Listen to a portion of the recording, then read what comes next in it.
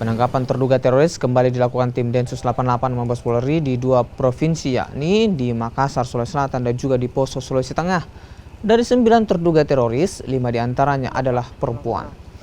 Para terduga teroris ini diamankan di tempat berbeda dan ditangkap saat sedang berada di rumahnya. Satu terduga teroris diamankan di Poso, Sulawesi Tengah, dan kini polisi masih mencari keterkaitan antara teroris dengan Poso dengan pengeboman di depan gereja Katedral Makassar.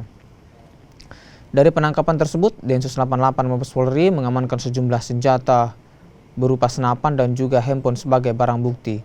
Dengan penangkapan ini, penambahan daftar terduga teroris yang diamankan di Sulawesi Selatan menjadi 52 orang.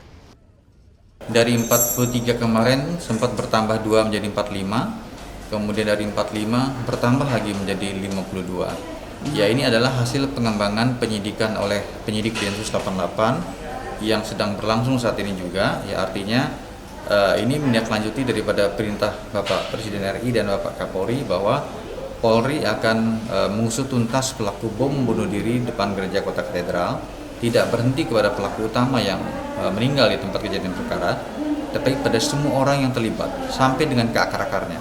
Nah, inilah yang kita kembangkan kepada mereka semua pihak yang terlibat dalam pengeboman tersebut, sampai sebanyak ini yang kita tangkap hari ini. Ya, tentunya ini juga belum berhenti di sini, manakala nanti pemeriksaan kepada 52 orang ini ada lagi keterkaitan pihak lain yang ikut terlibat, tentunya akan kita tangkap dan kita amankan. Oke, baik.